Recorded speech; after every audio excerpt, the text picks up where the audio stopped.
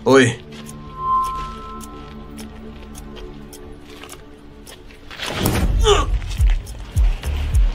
Kuya, mukhang nasisihan ka sa regalong binigay ko sa'yo. Tama ba? Ikaw na may lakas na loob na saktan siya. Gusto mo bang mamatay? Huli na para magalit ka ngayon. Nagkakaawa na si Guyancy. Kapag kasama ko siya, nasaan ka ba nung lumuhod siya at nagmamakaawa sa akin? Nung kasama ko siya sa higaan, nung minarkahan ko siya, wala di ba? Nagagalit ka lang na walang ginagawa.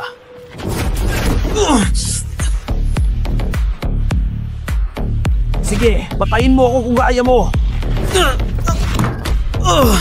Oo, nakuha mo siya noon at yun ay sa kapabayaan ko. Pero hindi na mangyayari sa pangalawang pagkakataon.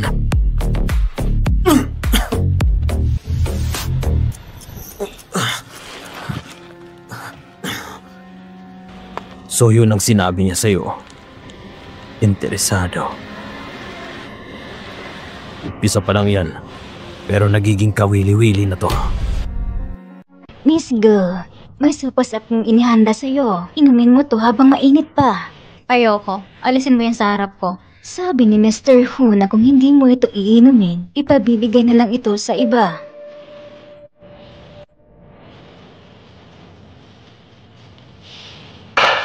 At saka, inumin mo rin itong calcium supplement.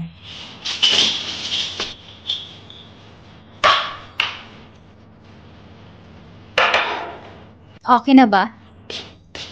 Miss Gu, saan kayo pupunta? Gusto ko namang pahangin sa labas. Hindi po pwede. Hindi kayo pwedeng lumabas.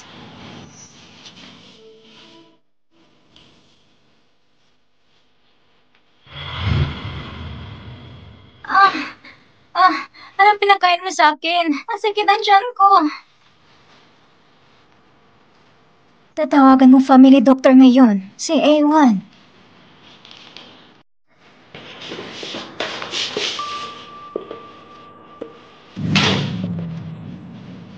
Makinig ka na lang sa akin. May plano ka bang tumakas? May sarili kong kalayaan. Gagawin ko ang gusto ko. Hindi mo ako makukulong. Lumalabag ka sa batas. Then, kasuhan mo ako. Gusto mong tulungan kitang maghanap ng mas mahusay na abogado? Bisheng, ano bang gusto mo? Maging masunurin ka na lang. Makinig ka at manatili ka lang dito. Tigilan mo ng pagpaplano mong tumakas. Sasabihan kita ng totoo. Itong buong building ay napapaligiran ng mga tauhan ko. Kahit na makatakas ka sa pinto, hindi ka pa rin makakatakas sa building na to. Kung may plano ka pang ulitin, hindi ako natatakot na balian ka ng mga binte. So, suportahan naman kita. Ang bastos mo talaga. Demonyo ka. Uminom ka ng gamot. Gusto kong lumabas. Uulitin ko. Uminom ka ng gamot. Bakit ba? Palayan mo lang ako dito. Sa loob ng buhay ko, 4 na taon akong nakakulong. Hanggang ito pa rin ba naman? Bisheng, tao ka pa ba?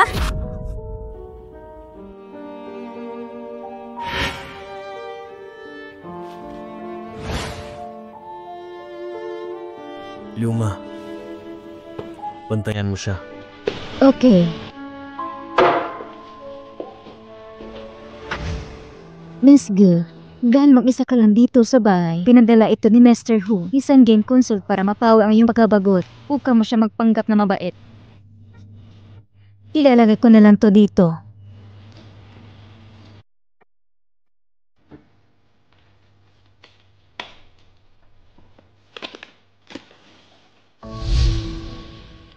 Miss Gu, gusto mo bang makatakas kay Hu Bicheng? Matutulungan kita.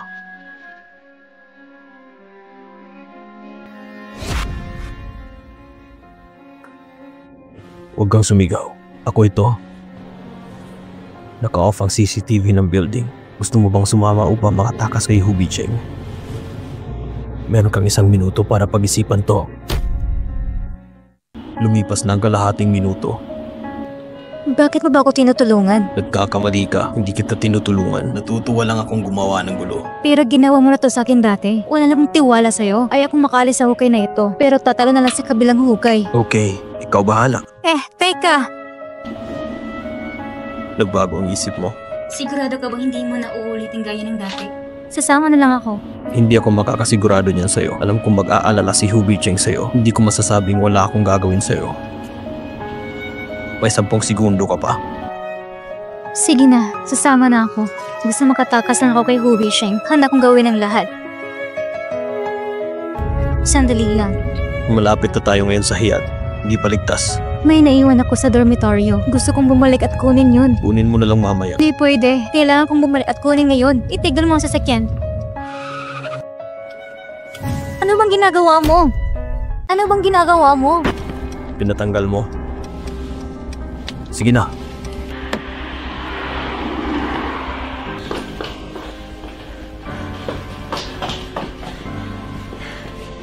Aalis ka na naman.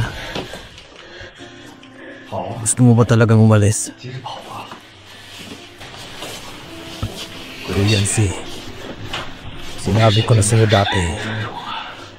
Hindi na ako magiging banayad pa. Gusto mo bang maging aso na nakakulong? Ibalik mo sa akin!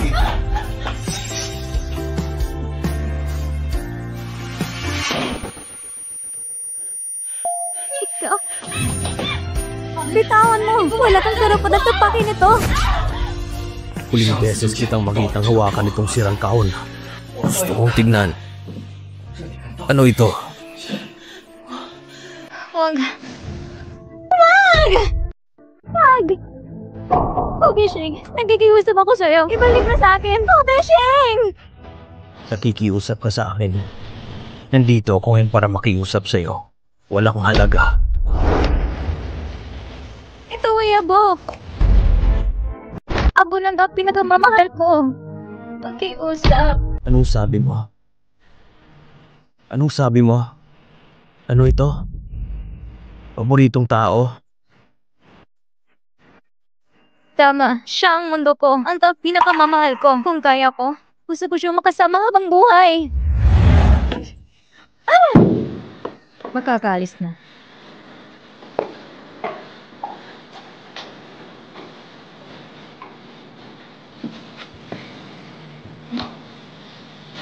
Kumain ka.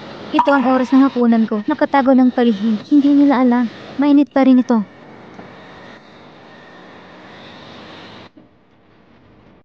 Matapos makalaya sa kulungan, paano kung papunta tayo sa Hong Kong City? Narinig kong magandang tanawin doon. Maaaring linisin ng kaluluwa. Hindi ko alam na parang tayo. Kwalipikado pa bang mahugasan? Maging tapat ka! Ate ko! Tumakbo ka ng mabilis! Ako nang bahala sa kanila! Tumakbo ka na! Ate ko! Gaano na ito kahirap? Mas mabuting mabuhay na lang. Para lang mabuhay. Dapat mabuhay. Mabuhay ng maayos. Bar? Bar? Hindi! Mahalaga ito. Bisheng, pakiusap. Okay na lang siya. Ibalik mo ito sa akin. Ibalik sa'yo. Nangangarap. Nagustuhan ko agad siya. Wag. Bisheng, nakikiusap ako sa'yo. Nakikiusap ako sa'yo. Tatakas ka pa ba ulit?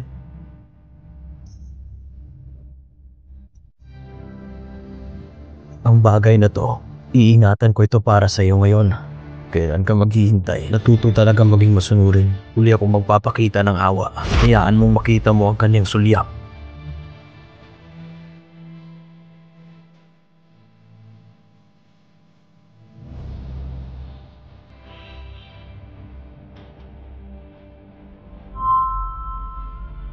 Halika dito. Tapos yung box gagawin ko bukas.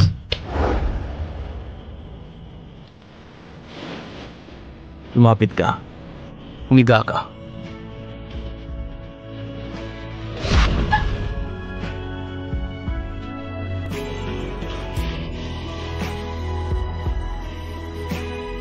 Huwag mong hawakan yan.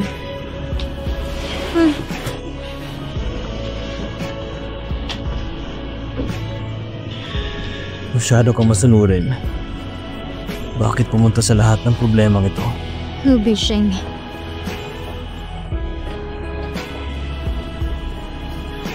Sakit ba? Wala na akong balak hawakan ka. Pero kung ituloy mo, kung palipat-lipat ka, hindi ako sigurado kung anong mangyayari. Hobish. Napakasama mo. Hobish. Napakasama mo. Agwang, Sir, nagtanong ako sa iyo ng investigasyon noon tungkol kay Guyancy sa nakalipas na 4 na taon. Anong nangyari sa kulungan? Nahanap mo na. Ito, paumanhin Mr. Hu. Sinuri ko ang lahat ng papel. Ngunit wala nakitang eksepsyon. Kasama ang eksena ni Miss Gu. Sa operasyon na yon, wala ring record. Walang eksepsyon. Ang pinakamalaking eksepsyon. Magpatuloy sa pagsuri. Tignan mo lahat. Yes, sir. Tama yan. Suriin mo ito para sa akin. Si Guyancy sa nakalipas na 4 na taon. Kung may kakilala ba siya sa kulungan, lalo na yung mga patay na. Bilis!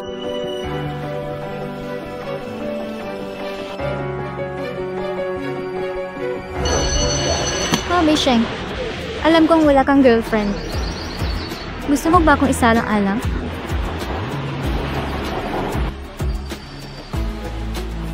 Ang aming nature at edukasyon, ang background ng pamilya medyo magkatulad. Ikaw ang kasama ko, hindi ka makakaranas ng anumang pagkawala. Sagutin mo ang tanong na ito at ipapangako ko sa'yo. Huwag maliitin ang mga tao. Aayusin ko ito.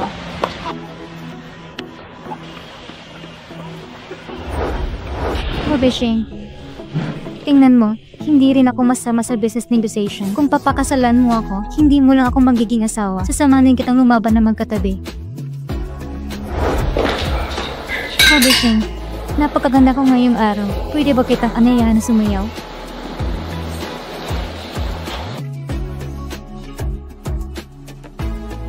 Guyancy, ang taong pinakamamahal mo ay ako lang. Kahit hindi kita mahal, hindi ako papayag. Huwag mong banggitin ng isang patay na tao.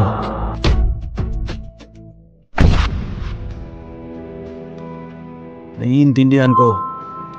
Ang galing ng pagkakataon, kuya. Bukang wala ka sa magandang mood. Ako, ayos lang ako. Gusto mo bang malaman? Who's Zizu? Nakalimutan mo na ba ang iyong minanoon kung paano siya namatay? Huwag mo itong banggitin, hindi ka nararapat. Kaya kong patayin ang nanay mo noon. Kaya din kitang patayin ngayon. Kung hindi ka naniniwala, subukan mo.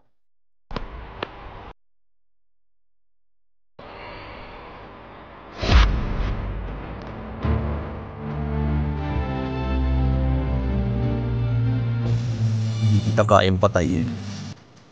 Unang paano huwag maging tao. Lumabas ka ng kalahating araw ngayong linggo. Okay ka lang ba? Pumunta at suriin ang sertipiko sa anak na babae ng pamilya Wang. Nakipagsundo ako sa kanila. Ikakasal na ako? Bakit hindi ko alam? Ito ay ang pinakamahusay na pagpipilitan. Mas mabuting gawin mo. Maaari mong gamutin ang kasal bilang isang accessory sa transaksyon. Pero hindi ako ikaw. Kung sino mang gustong tumanggap ng sertipiko na ito ay makakatanggap nito. Paano kung ikaw pumunta? Ikaw? Napaka-traidor! Mukhang hindi nasiyahan si kuya sa kasal na inayos mo. Hindi. Hindi siya papayag.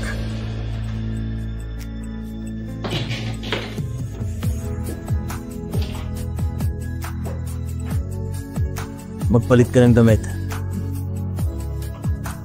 Hindi ka naiinis? Naiinip ka na bang manatili sa bahay? Libre ko ngayon. Ipapasyal kita. Hindi ako mahilig lumabas. Gusto ko lang makulong sa bahay. Guyancy, ikaw na ngayon ang isang asong iniingatan ko sa bahay. Pwede kitang ikulong kung gusto ko. At kaya din kitang ilakad kung gusto ko. Tama si Mr. Hu. Masyado akong ignorante.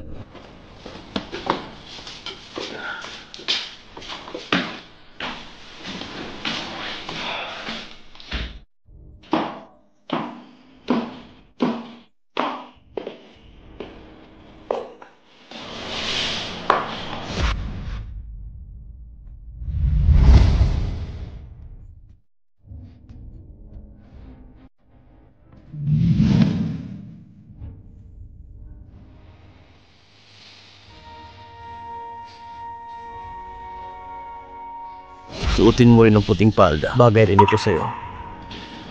Tara na.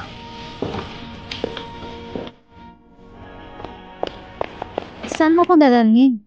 Kukuha ng sertipiko. Ayoko. Wala kang karapatang tumanggi. Tao na ako nang walang-wala. Hindi karapat dapat sa superior ni Mr. Wu. Nagkakamali ka. Hindi ako humihingi ng opinion mo.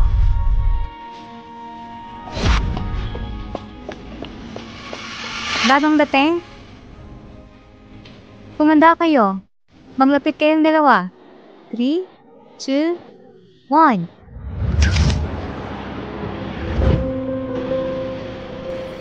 Saan mo gustong pumunta? Saan mo gustong pumunta? Ayokong pumunta kahit saan. Lumabas ka ng ganito katagal. Matagal na siguro bago mo nakita ang pamilya mo. Pinahihintulutan kitang makita sila ngayon. Oh, Bisheng. Anong pinaplano mo? Maganda ang kalooban ko ngayon. Kaya ako nagpapakita ng awa. Hayaan mong makita mo sila minsan. Huwag kang masyadong ignorante. Isa lang akong preso. Wala akong bahay. Isa lang ang pagkakataong to. Ikaw ang magdesisyon. Isa lang akong preso. Wala akong pamilya. Tumahimik ka!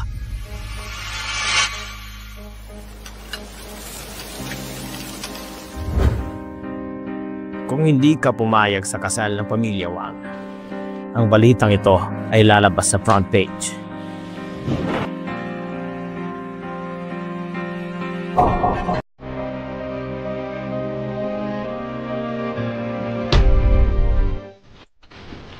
Salamat na tinulungan mo akong ihanda ang impormasyon. Kahit ang pag-type ay tapos na, ito ay talagang nagligtas sa aking maraming problema. Ikaw, hindi mo akalain na may pakialam ako sa babaeng yon. Pinatay niya si Yoru. Iningatan ko siya. Para pahirapan lang siya ng dahan-dahan. Anak talaga kita. Hindi mo kailangan umarap sa akin. Nagiging misteryoso siya kung wala kang pakialam sa kanya. Kunin siya ng kapatid mo. Bakit ka ba nasasabik?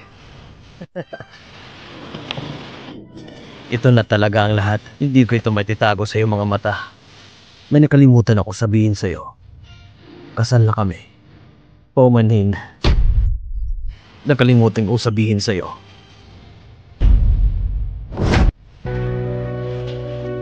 Ikaw, sa kasamaang palad, nagayos din ako ng balita. Bukas na ito sa buong network. Ipahayag ang magandang balita ng aking kasal. Ang balita mo, sabay ko itong ipapadala. Hindi si Guyan siyang mapapahiya, hindi ang pamilya Gu. Ngunit ang pamilya Hu. Total, siya na ngayon ang asawa ng CEO ng pamilya Hu. Wala akong pakialam kung tataas o bababa ang stock ni Hu.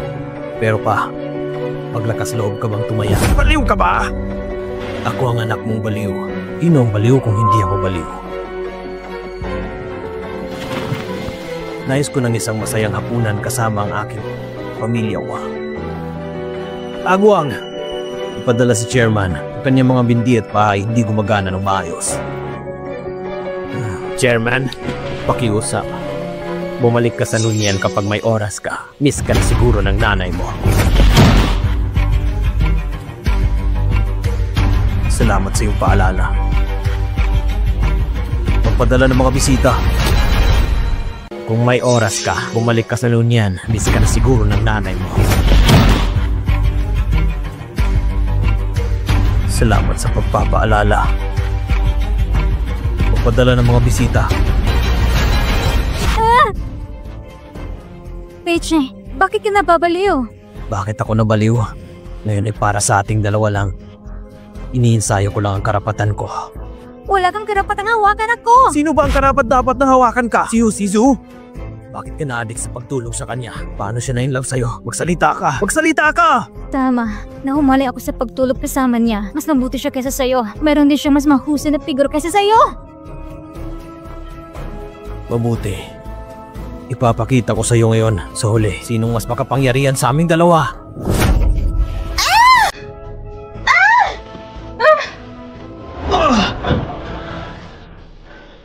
Ang lakas ng loob mong sampalin ako. Wala nang kahulugan ng buhay. Kung ipagpapatuloy mo pa, kagatin na yung dilaham ng mamatay. Kung hindi ka naniniwala, tapos subukan mo lang. Okay? Mabuti.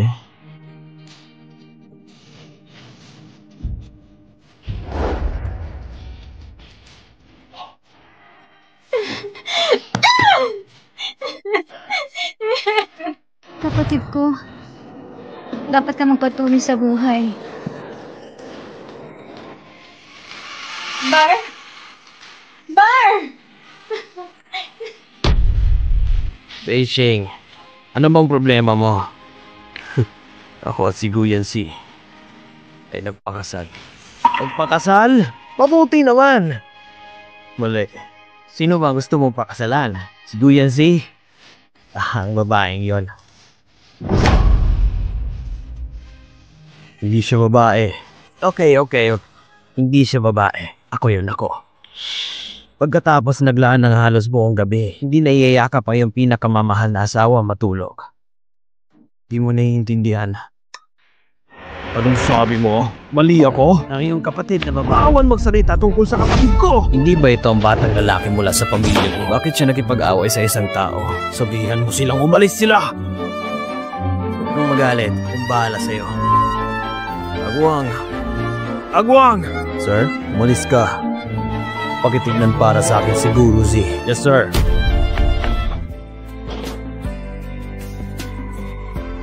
Ang mood ni Miss Gu, kung patuloy siyang ma-depress ng ganito, natatakot ako may mangyayari.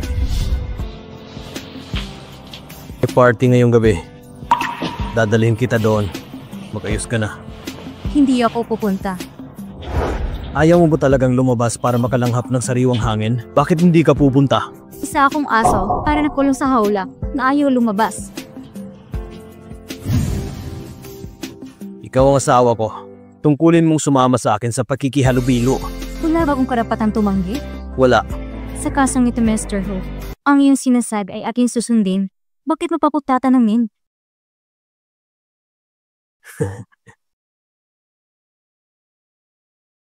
May pupunta na makeup artist mamaya. Pupunta siya dito upang ayusan ka at iyong buhok. Kung hindi ka makikipagtulungan, alam mo na ang mangyayari.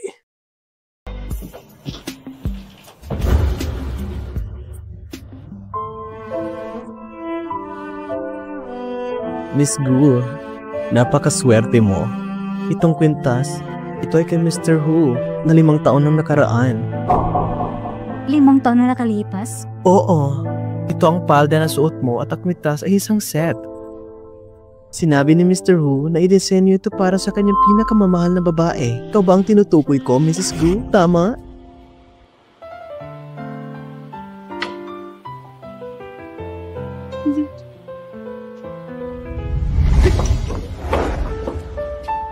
Fishing.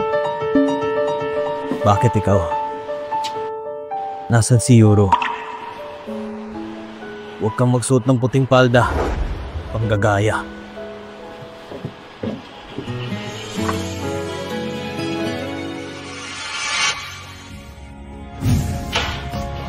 Hindi na ako nagsusuot ng padang na ito. Anong nangyayari? Hindi ko alam kung anong nangyari. Bigla na lang nagalit si Miss Gu.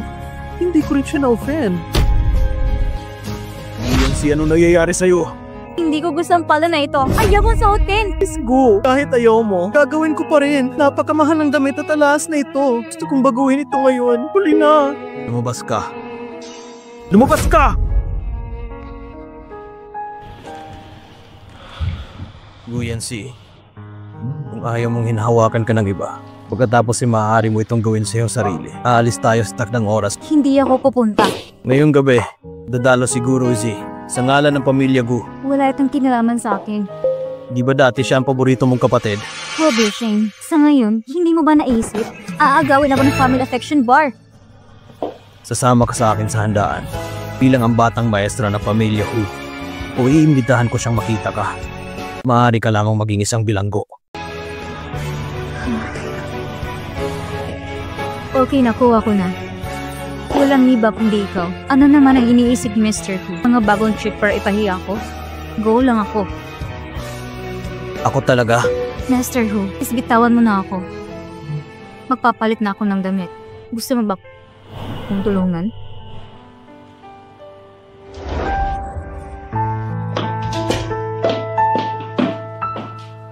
Mr. Hu, bakit hindi na lang sabihin mo kay Mr. Gu? Ikaw ang lumikha ng pagkakataon, hayaan siya makilala ang kanyang pamilya para mapasaya siya. Kilala mo ako, di ba? Biro lang. Si Guyan Si isang makasalanan.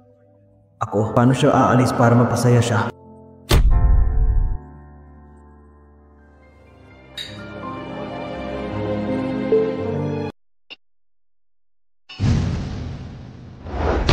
Gusto mo lumapit at kumustahin? Hindi na kailangan. Nasa iyong desisyon. Pupunta ako sa kahon para pag-usapan ng isang bagay. Maaari kang malayang gumalaw.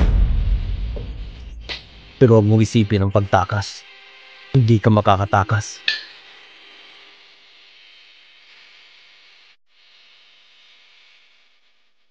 Hindi ito ang nakaraan. Yes, go Yanzi. Balita ko nasa kulungan ka. Ngayon ay palabas na siya sa kulungan. Huwag kang umalis. Magkaklase tayo lahat noon. Mag-usap tayo. Maling to ang kinakausap mo. Go Yanzi. Hindi ko inasan yun kailanman. Ang ganda ni Miss Go. Ngayon sa kura ng pag-asa, maging aking sarili, hindi rin kinikilala ang pagkakalinlan. Go Yanzi. Meron ka ngayon. Kung ito lang gusto mong sabihin, aalis na lang ako. Halika kayo tingnan. Ang dating sikat na Gu, ang pinakamatandang babae, ngayon isang bilanggo sa reforma sa paggawa. Narinig nyo? Gu Jiajiao. At napalayas din ako sa bahay ko. Ano? Siya si Gu Yanzi, ang reforma sa paggawa ng bilanggo? May anak ba lang pamilya ko? Hindi ko pa ito nakita noon. Nananatiling katarungan ito. Kung ikaw ay anak na babae ng isang bilanggo sa pamamagitan ng reforma, kahihiyat ito ng ating upper class society.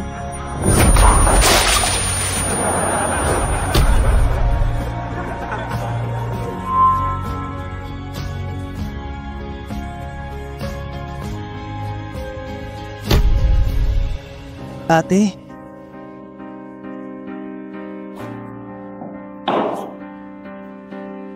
Ikaw talagang kapatid ko? Bakit ka nandito? Ano bang nangyayari? Hindi mo ako kapatid. Nagkamali ka. Ikaw ang kapatid ko na si Gu Yanzi. Paano ko aaminin ang pagkakamali ko? Bitawan mo ko. Sabihin mo, anong kalokohan ang nangyayari? Go Razi. Ako, si Go Zia. Wala ng relasyon. Hindi mo ba alam? Paano magiging okay? Nakalabas ka na. Bakit hindi ka umuwi? At sabi ng isang tao, nakatayo ka sa clubhouse. Totoo ba ang mga ito? Ayaw kong pag-usapan dito ang mga bagay na ito. Sabihin mo kung totoo. Kung ano sa tingin mo ang totoo, iyon ay totoo. Mahal mo ang pamilya mo. Paano ka nahulog ng ganito kababa? Sumunod ka sa akin. Anong nangyayari?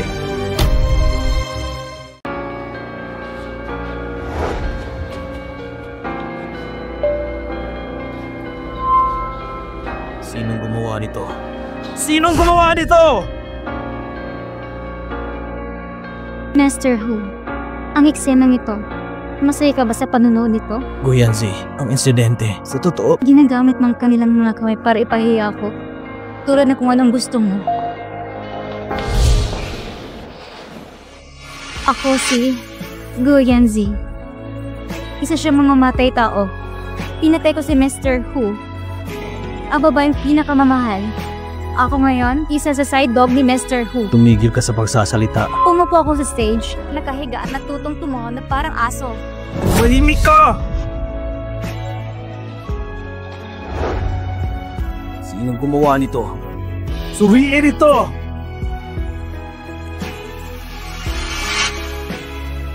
Gu Yanzi, ang pamilya ni Miss Gu. Tignan mo rin, ang pinakamatandang babae ng pamilya Gu. Paano nangyari mga bagay na ito? Okay.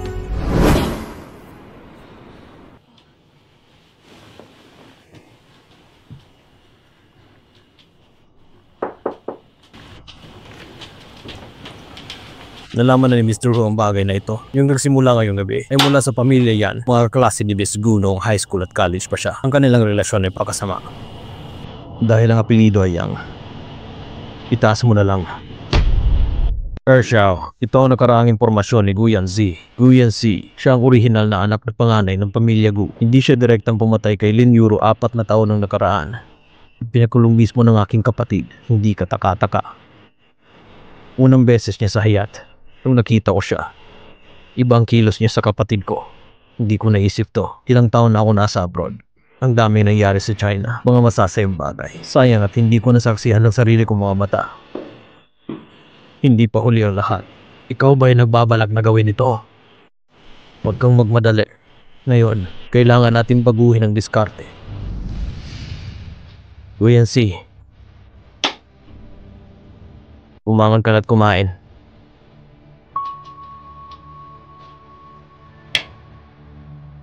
Gu Yanzi,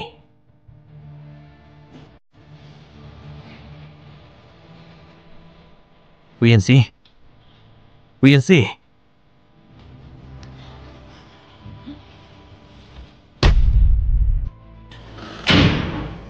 Bakit ganito ang itsura ng anak ko?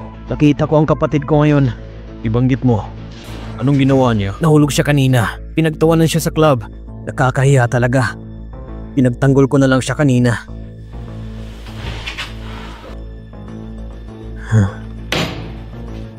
Isa talaga siyang korap na tao. Walang kahihiyan. Dapat alam ko ito nung siya'y pinanganak. Dapat sinukal ko na lang siya hanggang mamatay. Aze, anong nangyayari sa'yo? Nagalit kasi ako kanina. Ang sakit ng tiyan ko. Aze! Aze! Tulungan niyo kami! Aze! Aze! Okay ka lang ba? Kumusta siya? Ang bukol sa kanyang puso ay mahirap na tanggalin. Ito ay isang sakit sa puso. Hindi na siya hahayaang makatanggap ng anumang pagpapasigla. Inirekomenda na hayaan na lang siya manatili sa ospital sa loob ng isang panahon. Okay, isaalang-alang ko ito. Okay. Ano? Sabi mo may liver cancer si Asi? Ito ay imposible. Wala mga palatandaan noon. Ang mga sintomas ng sakit sa atay sa maagang yugto ay kadalasang maliit. Kapag nagsisimulang magreak ang katawan, naiintindihan ko ang damdamin ng pamilya. Kailangan pa nating maghanap ng mga paraan para makontrol ang kondisyon. Paano ito gamutin? Ang pinakamahusay na paraan ay liver transplant. Ang mga malalapit na kamag-anak ay dapat makadating sa ospital sa 2 araw para makahanap ng tugma.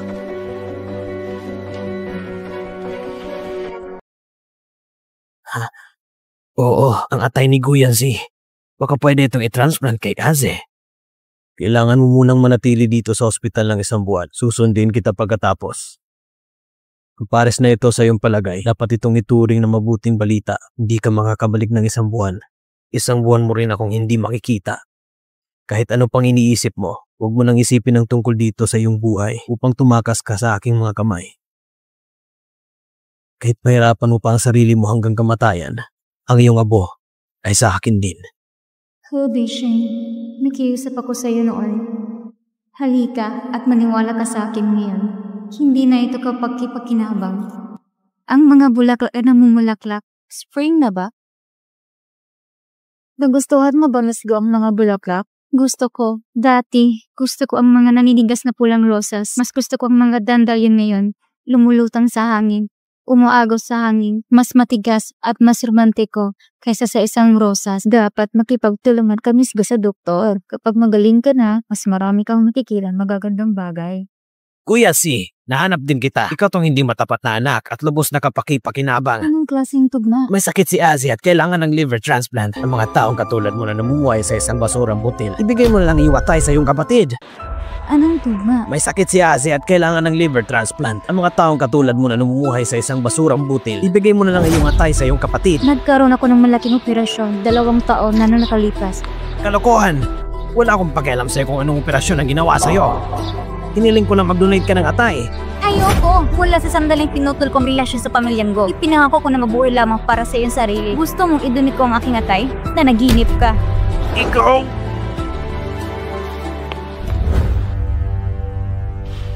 Mr. Hu, ang hiniling mong imbestigahan ko ng panahong iyon, ngayon ay meron ng pahiwatig. Si Miss Gu 2 taon nang nakaraan ay pinilit talagang magsagawa ng operasyon sa pagtanggal ng kidney. Ang nangungunang doktor noon ay si Zhu Wen. Natapos siya ng high third rate na medikal na paaralan. Ngunit dahil sa kanyang mahinang medikal na kasanayan, walang regular na ospital na handang magtrabaho para sa kanya. Kaya nagbukas siya ng sariling klinik.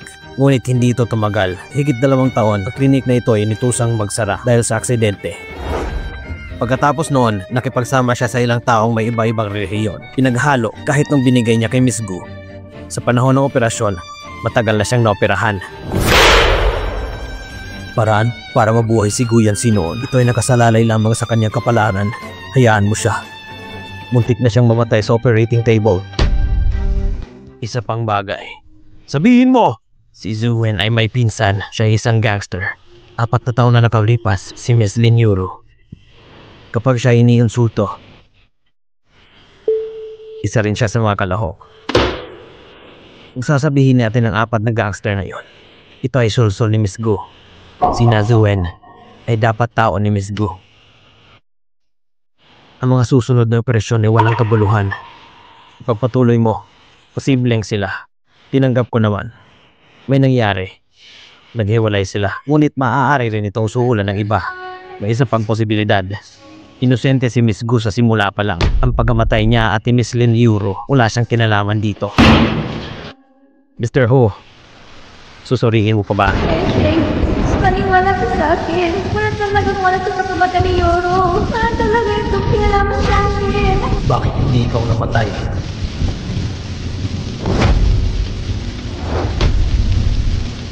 Padala siya sa kulungan. Gusto mo pa bang suriin? Suriin mo! Gusto kong malaman ng buong katotohanan ng tao ngayon. Suriin mo ito ng mabilis. Okay.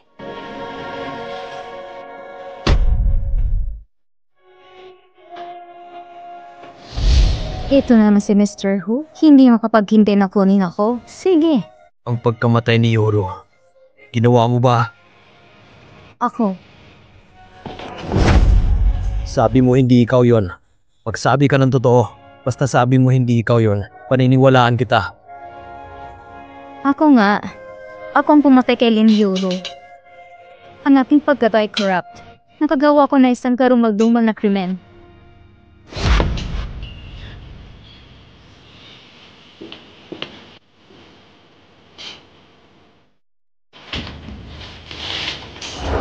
Anong ginagawa mo dito? Alam kong may sakit ka, kaya nandito ako para makita ka. Ang reaksyon natin ay parang hindi ito aabot sa pagbisita ng doktor. Okay, alam kong wala ka pa ring tiwala sa akin. Anong nangyari nung nakaraan tungkol sa alitan namin ng kapatid ko? Plus, nagkamali siya ng tingin na ikaw siya. Nang walang pag-iisip, pumunta lang ako dito para humingi ng tawad sa'yo. Sana hindi ka na magtanim ng sama ng loob sa akin. Herschel, ikaw ang pangalawang master ng pamilya Hu. Paano kung maglakas na magtanim sa'yo ng galit? Sana lang, hindi mo na ako guguluhin sa hinaharap. Yun lang, isang bagay ang maipapangako ko sa'yo. Kahit ano. Halimbawa, ang totoong nangyari sa 4 na taon. Gusto kong itong malaman. Magagawa mo ito sa anumang oras para sabihin sa akin. Kaya alam mo na, ang aking pagkakanilan, hindi na kailangan suriin mo. Okay, ito lamang sa ngayon. Kapag kailangan mo na ako, hanapin mo lang ako.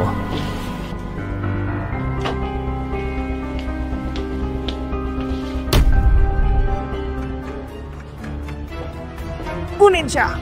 Hospital ito, anong ginagawa niyo? Bilisan mo, tinagtas si Waze! Bitawan niyo ako! Bitawan niyo ako! Hindi ako magdodonate sa kanya! Wala akong magagawa para sa'yo. Bitawan niyo ako! Mr. Hu, may nangyari kay Miss Gu. Isang grupo ng mga taong biglang lumitaw. Sinabi yung gusto niyang purin ang panahatan. Bitawan niyo ako! Bitawan niyo ako! Flashing light. Magmaneho ka na mabilis. Bilisan mo! Lumabas na ang resulta. Napakagandang pagtutumpa. Subalit ano? Dahil kulang ang kidney ng Lina, ito'y napakahina. Baka hindi niya kayanan ang malaking operasyon na ito. Ito'y magkakaroon ng malaking panganib. Wala na ako doon. Basta ang anak ko, walang panganib. Pero ama niya ako. Sumangayon ako sa operasyon. Kahit na mamatay siya sa operating table. Anong klaseng gulong hinahanap? I-surgery ngayon din. Okay, maganda para sa operasyon. Hindi ako sumasangayon! Hindi ako sumasangkayon! Hindi mo ito magagawa sa akin! Tulong! Bitawan niyo ako! Bitawan niyo ako!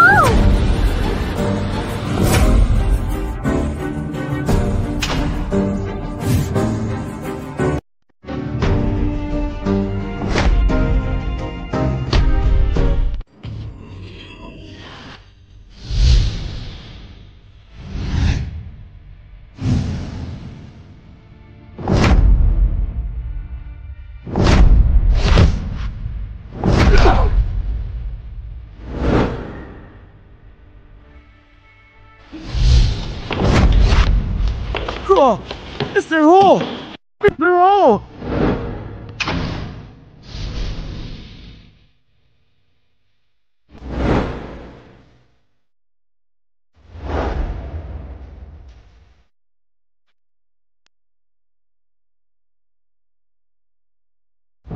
Oh! Mr. Ho! Mr. Ho!